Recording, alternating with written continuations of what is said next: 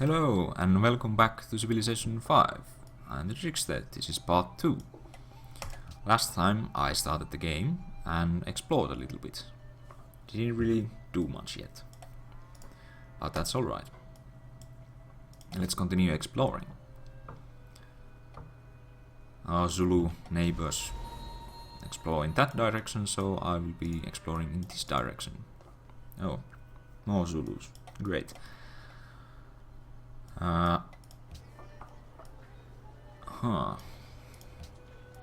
Again, I'm going to be placing this population to work on this tile because it gives production and it speeds up building the granary. So in my mind it's better to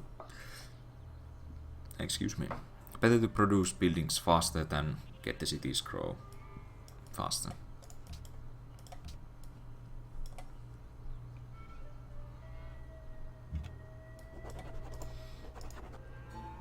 More ruins. So we'll get another social policy and barbarians. That's not good. Now that I have chosen liberty, I can go down these small trees, and each of these gives some nice bonuses. I'll think I start with the citizenship one, which gives me a free worker unit, and it increases construction rate of improvements that these workers can produce. So, a worker unit is a non-combat unit that can go around and improve these tiles to give you more resources. Unfortunately, I cannot improve any of these better tiles, so they will be working on a farm for now, which isn't bad. But I have better food tiles, so marginally useful. And we'll be taking these ruins. I will be taking this one to get myself a free tech. And we get mining, which is too bad. Well, it's not too bad, it's good, but it doesn't give us much because we need masonry to be able to improve these tiles. Which is too bad.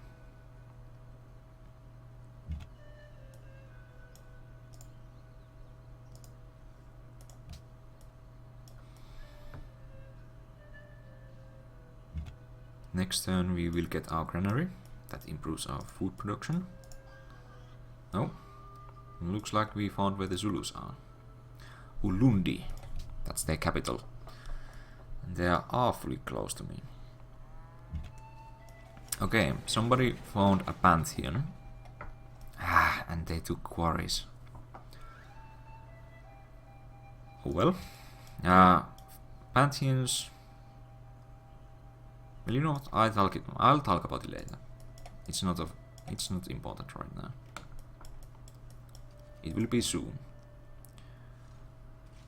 And now we'll finish producing our second Pathfinder unit. I need masonry. No, I need bronze working to be able to clear jungle tiles.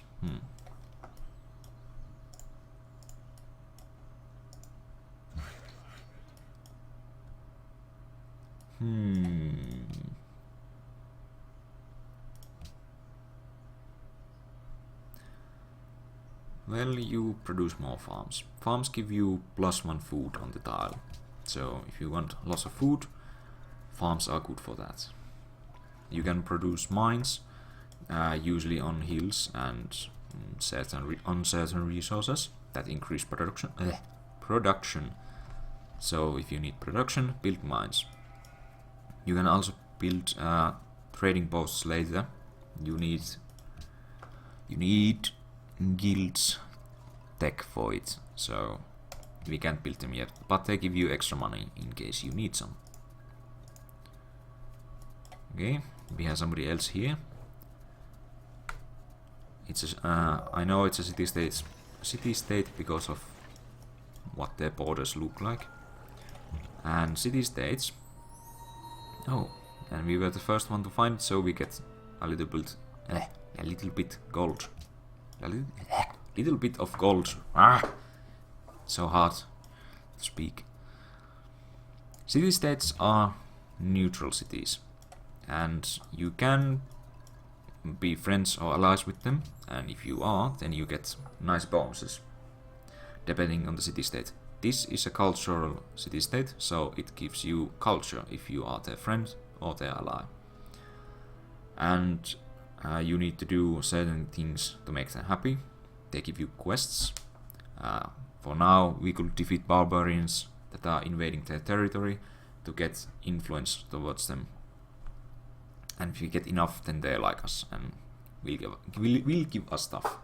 If we get to the point that we are allies with them, they will also give us all their resources.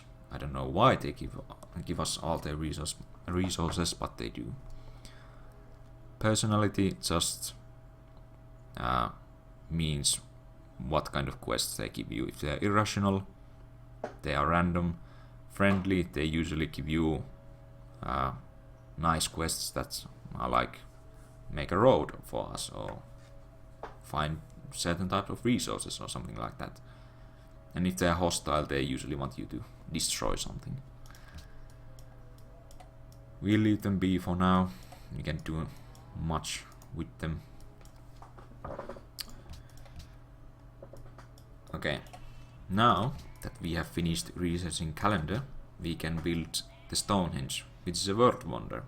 I already talked about natural wonders, Mount Kilimanjaro here.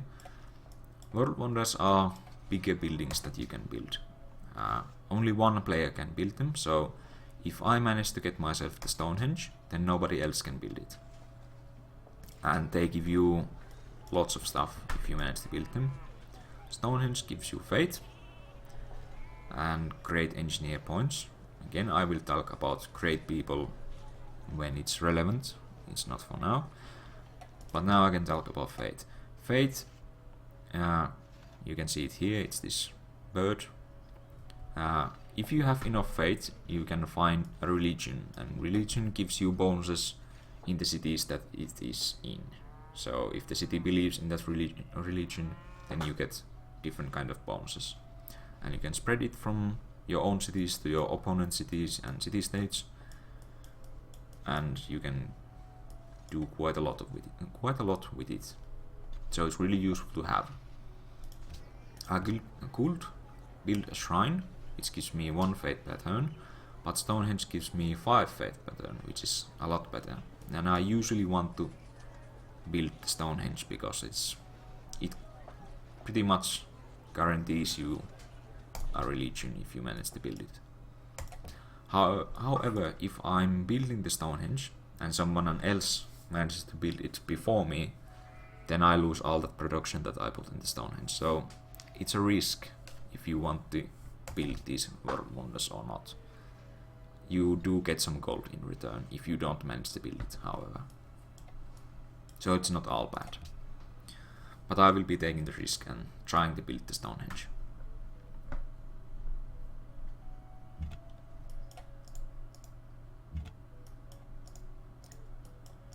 And we'll continue exploring.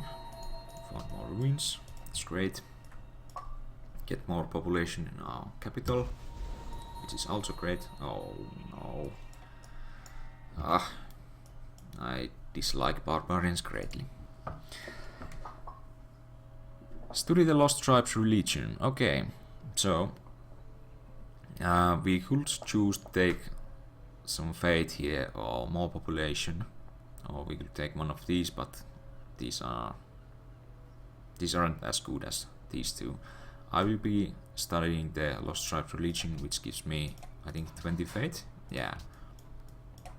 So I got instantly 20 faith, and you need 15 faith to get a Pantheon, which is, I believe, I don't know how to explain it properly. Well, yeah, it's a belief. It's not quite a religion, but almost like a religion.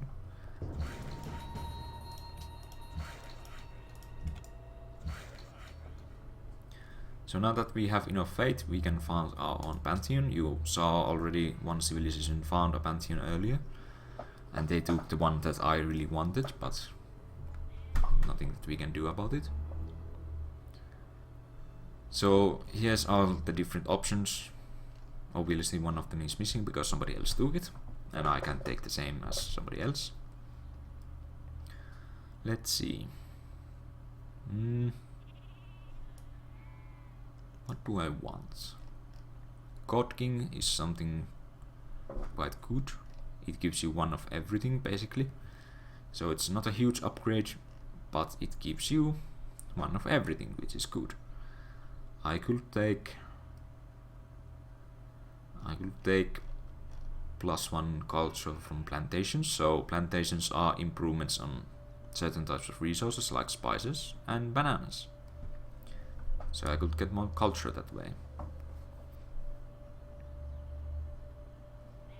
But I think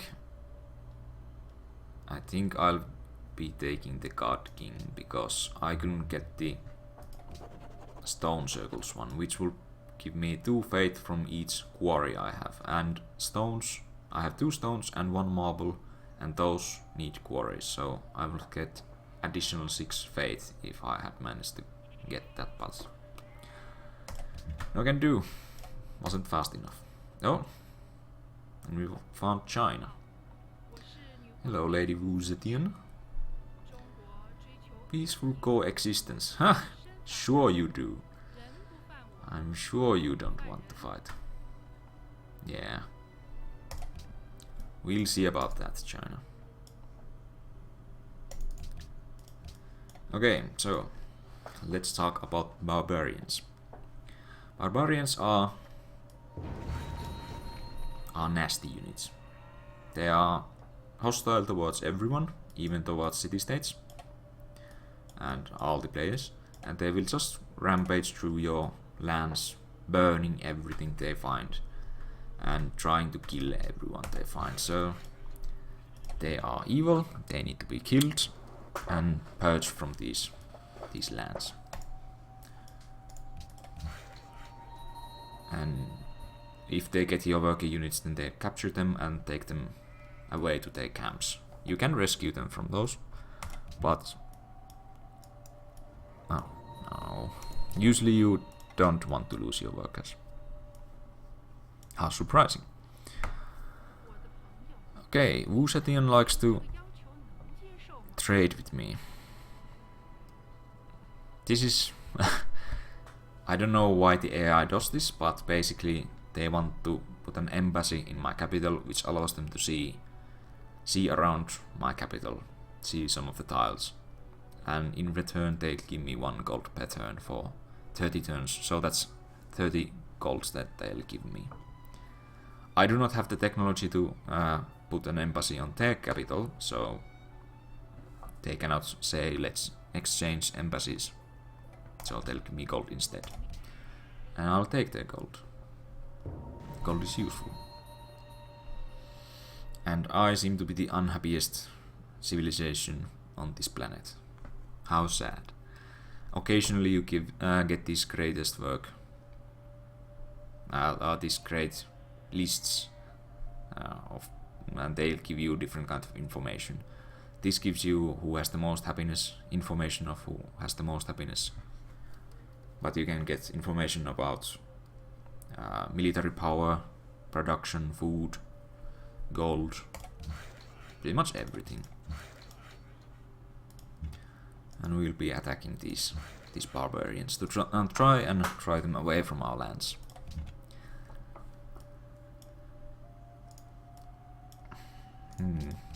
Our Pathfinder units are more than capable of fighting the barbarians, but I'd rather not spend my time dealing with this barbarian encampment. Occasionally these encampments will spawn, and then these barbarians will come out of them and attack everything in sight. And you want to clear away these encampments if possible. But 1 Pathfinder unit doesn't really stand a chance. So just run away and explore. That's your job. And China is really close to me. Yeah. Not sure what to think about that. I could try and destroy them quickly before they gain any power, but that would mean that would mean that I'd have to build military, and I don't want to waste production early on. So for now, we'll leave them be.